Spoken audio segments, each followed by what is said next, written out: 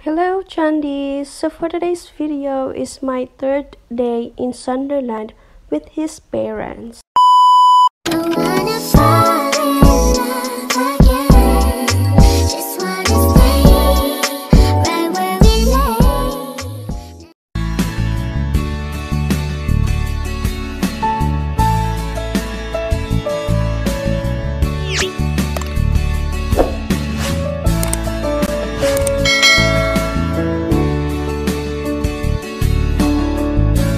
Hello Chandi, so for today's video is my third day in Sunderland with his parents. At ayan, kagigising ko lang, and my routine is every morning when I wake up is I'm gonna brush my teeth, pee, and drink water, then babalik ulit sa higaan. At ito nga, tulog pa yung prinsipe ko, try ko ngang halikan, baka bumangon siya rin. So pagkagising namin sa umaga, kami ay naghahawakan at nagyayakapan hanggang tumirik ang araw. Charing. So, pag nagising na siya, is pupunta na kami sa baba at kakain na kami ng breakfast. Yung breakfast na inhanda ng father niya is burger with sausage and milk tea. So, pagkatapos nito is ihanda ko na yung sarili ko at maliligo. A few minutes later. So, ayan, tapos na akong maligo at ako'y mag-aayos na ng very light lang naman. Yung saktong lagay lang ng eyebrows, lipstick, at etc. is okay na sa akin. Ayaw ko ng madaming kolorete sa mukha. Kasi sabi nila, simplicity is beauty daw. Charing. Asan yung beauty dyan? Wala namang beauty. So, story time guys. So, share ko lang guys, in my days of staying in here in Sunderland with his parents. Ang bait ng parents niya talaga. So, grabe. And then, lagi nilang tinatanong kung ano bang gusto ko, ano bang gusto kong drinks, ano bang gusto kong kainin. Ako naman, panay sabi, anything. I like anything. Kahit ano kinakain ko. Charing. So, iba talaga yung mindset nila dito sa UK, yung tipong gusto mong maglinis, tumulong sa kitchen, tumulong sa gawaing bahay is hindi mo magawa kasi ayaw nilang tumutulong ka. Bagkus ay pagsisilbihan ka pa nilang ipagluluto ka ng breakfast, lunch, and dinner. Prinsesa yan. At yung mama niya, ayaw niya nang maghugas ako kasi one time, nag-attempt ako maghugas ng plato. Sabi niya, just leave it there, Cherry, kasi I love washing dishes. So, ayun, hindi ako nakapaghugas. So, ito na nga, wala nang oras para sa story time. At nagligpit na ako ng kwarto, nilinis ko muna. Baka tingnan ng parents niya. Charing. So, pupunta kami sa city. Kami lang dalawa ng fiancé ko. Yung parents niya is not feeling well. So, kaming dalawa lang ang pupunta dun sa city. See you there! Eto na nga, nasa kotse na kami ng dad niya. Ihahatid pala kami ng dad niya doon sa City Garden ng Sunderland. Basta doon. Hindi nakalimutan ko kung ano yung pangalan nun. And then, pagkatapos namin maglibot-libot doon sa lugar na pupuntahan namin, susunduin kami ng dad niya and then uwi na.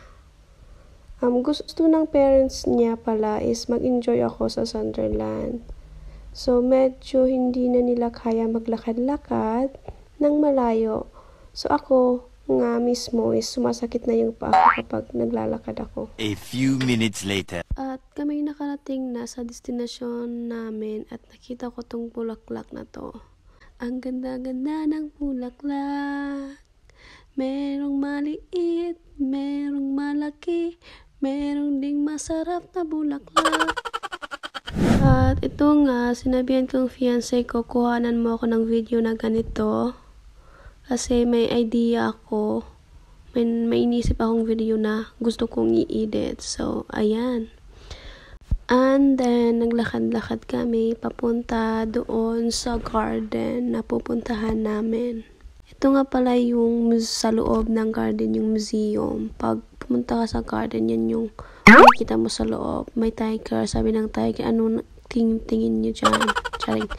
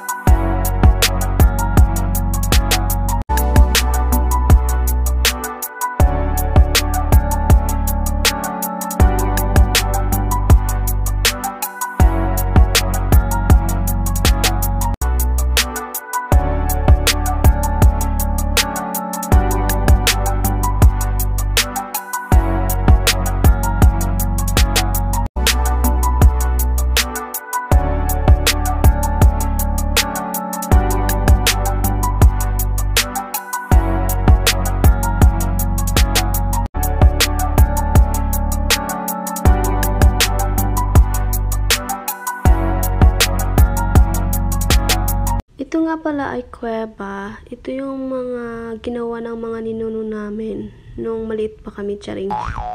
So, ito yung secret of the past. Kung gusto nyo makita yung mga secret of the past, punta lang kayo dito sa Venter Garden ng Sunderland. Marami kayong makikita dito mga pictures at mga old preservative. Charing, preservative. So, yan. May mga hayop na naka-preserved. And, after this is pupunta na kami sa Jurassic Park.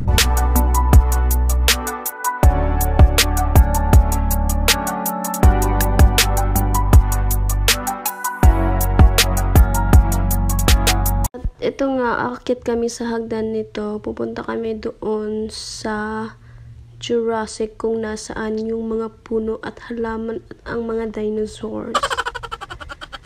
Let's go! Meron din ditong banana.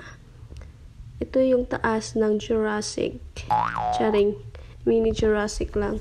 May mga fake dinosaur din dito. Nandun sa baba. So, yung una namin pinuntahan is yung taas. Which is, makikita mo yung surroundings sa baba.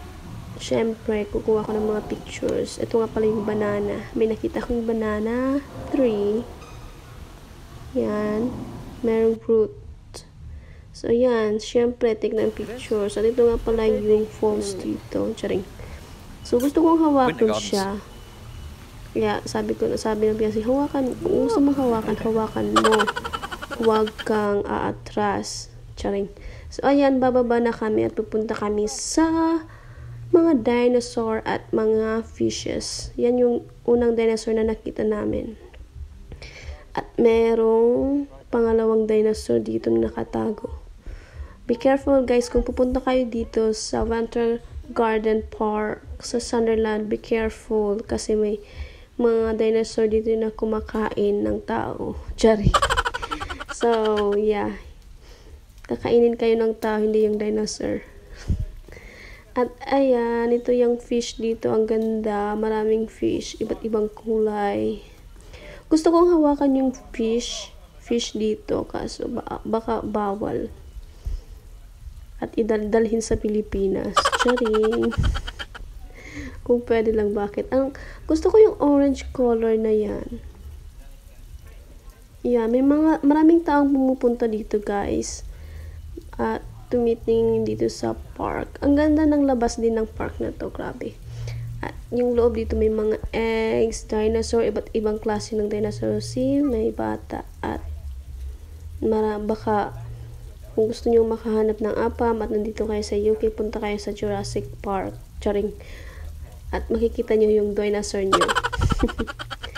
Okay, that's it. I like fish. I want to have a pet like a fish. And then, maglalakad-lakad kami dito sa baba. Dito sa loob. Lilibutin namin to. And pagkatapos, is pupunta na kami sa labas. Yan, may nakita kong egg. Kasing laki ko. At syempre, may pictures din, guys. Syempre, pag may video, may pictures din. So, ito yung egg sa loob. Nag-crack na siya guys. Ibig sabihin, lumabas na yung baby dinosaur dyan. At pumunta muna pala kami ng CR kasi naiihi yung fiancé ko. So, ito yung labas ng museum guys. At maraming pigeons dito at may seashell din. Charing. May fountains, small fountains. Ang ganda ng Sunderland guys. I wanna live here. And ito na nga, papakita ko yung video na naisip ko.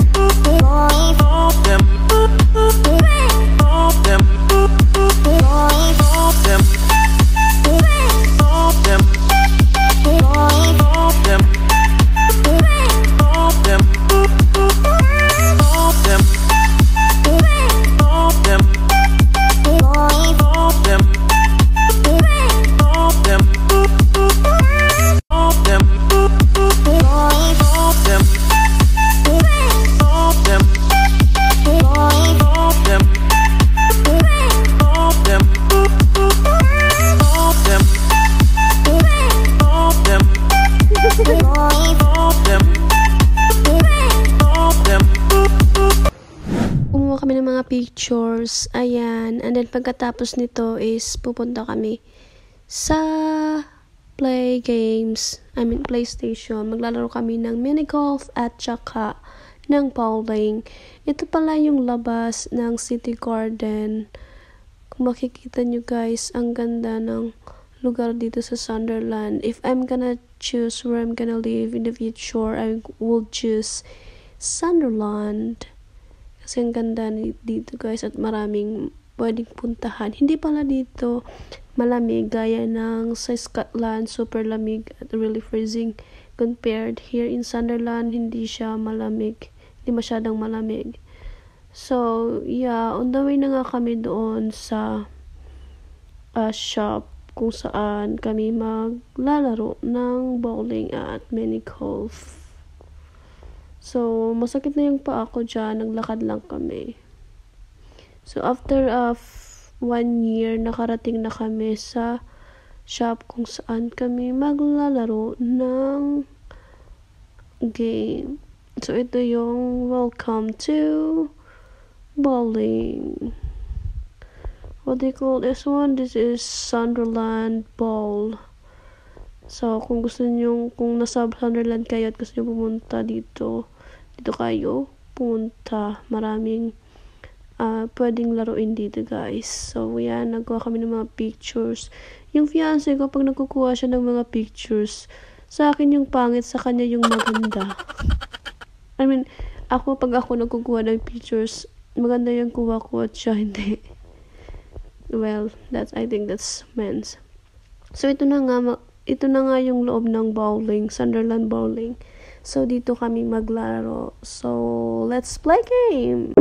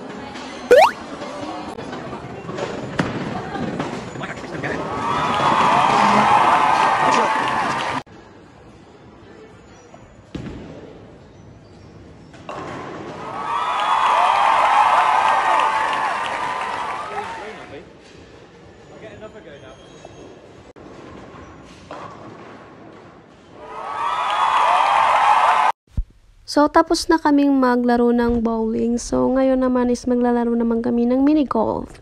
Yung nanalo pala sa bowling is yung fiancé ko. Naka 5 strikes siya at ako wala akong strike. Ang galing naman ng baby ko. Sana may strike niya rin ako. Cherry. So, pagkatapos namin maglaro ng mini golf is uuwi na kami ng bahay kasi ako ay nagugutom na. Hindi namin afford bumili ng pagkain dito. Cherry. So, yeah. So, balak namin kumain na lang sa bahay para hindi magasto. Kasi yung nagasto niya sa laro is like 20 pound. It's really expensive. So, yeah. Naglakad-lakad kami papunta doon sa meeting place kung saan kami susunduin ng papa niya. So, yung paa ko po ay sumasakit kasi nga naka-heels ako ng boots at yung naisuot kong socks is thick.